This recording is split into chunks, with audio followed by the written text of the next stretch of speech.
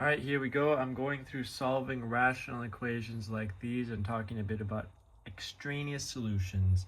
Busy, gotta go. Okay, so these are rational equations because they have denominators with a variable. So the first thing we want to do is clear the denominator. We can clear the denominator by multiplying everything by the least common multiple of the denominators. So here there's only one denominator. If we multiply everything by x, it'll clear the denominator. So that means every single term. So x times x is x squared. X times 6 over x is 6.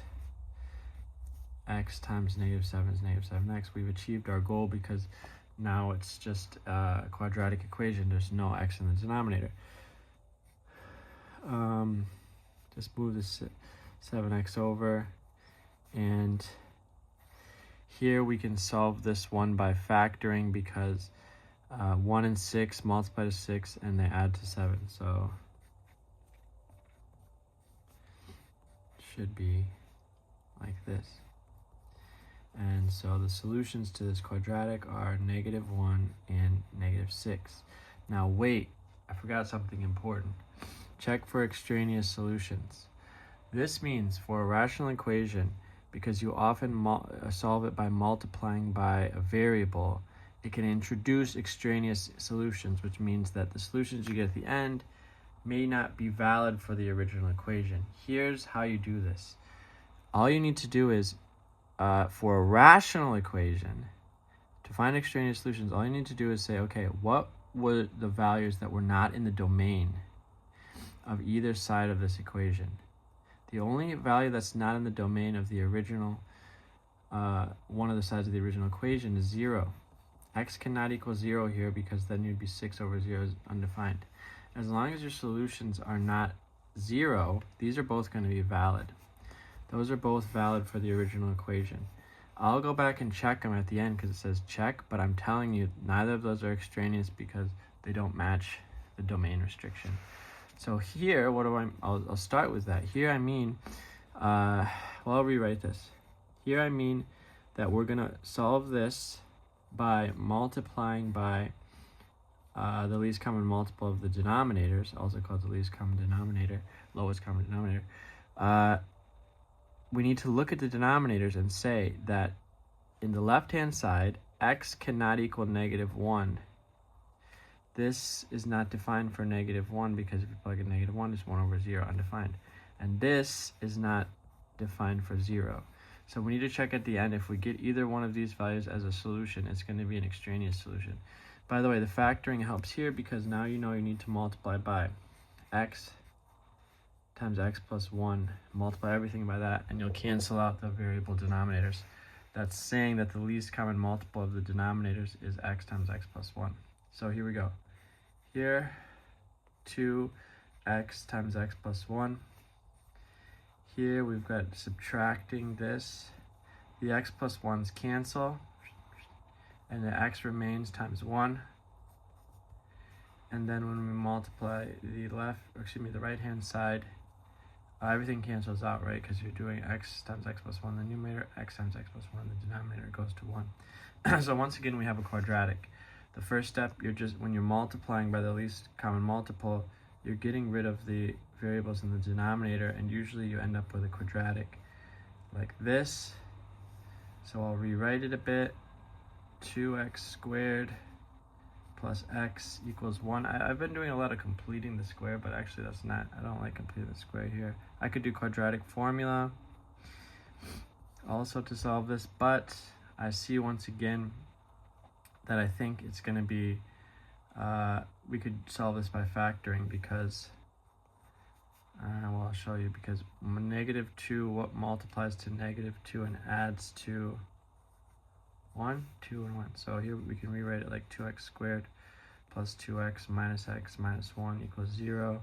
So basically this is just solving a quadratic, so I won't talk too much about it because that's a topic for another video. But by factoring, I get 2x minus 1 times x plus 1. So think about what we're doing here. We rewrote a rational equation as a quadratic equation. The solutions of this quadratic equation should be the same as the solutions to the rational equation. unless they match one of these. So what do we get? We get x equals 1/2 is the 0 of this factor. X equals -1 is the 0 of this factor. And what do we know? Are these the solutions to our rational equation? Well, look here. -1 is not in the domain of our original. That's telling us that this will be extraneous.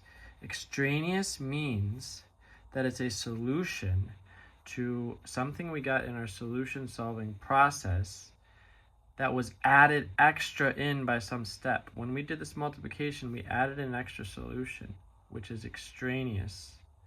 And we know it's not a solution of our original equation because x equals -1 is not in the domain of the left-hand side of our original equation. This is our only valid solution, 1/2. 1/2 is fine because it doesn't have any problem there. I could plug back in and say -1, does it make it true? No, it won't. And plug back in and 1/2, does it make it true? Yes, it will. But this is an easier way, in my opinion. It's just the only way you know you're going to get extraneous for a rational equation is if it's not in the domain. So real quick, I'll just go back and check for this one only. So are these both truly valid? So let's check. -1 was one of the solutions. Apparently, let's check if we plug in -1 and check, is it equal to -7? -1 plus -6, is it equal to -7? Yes. So x equals -1 is valid, right? Valid is the opposite of extraneous. -6 plus 6 over -6 equals (7? -6 minus 1 does in fact equal -7. So x equals -6 is also valid. Whereas if we plugged in x equals -1 here, we would automatically see, well, it's not even defined on the left side or the right side. You're going to get 1/0, 1/0. So x equals -1 is extraneous. And by the way, just as a bonus, the other place you see extraneous solutions is radical equations, right? Like something like this. When you solve this radical equation and you square both sides, you can add an extra solution, which is extraneous. So the two places you have to check for extraneous solutions are radical equations, so-called because they have a root, radical, or rational equations. But for rational equations, it's very simple. You don't even need to plug in and check. Just look at the domains. And as long as your solutions don't hit a domain restriction, they're going to be valid. All right. Thank you for your time, everybody. I'm truly grateful for you, and I hope you really understood this and learned something. But if not, keep asking questions. Have a great 2026. And as always, go blue.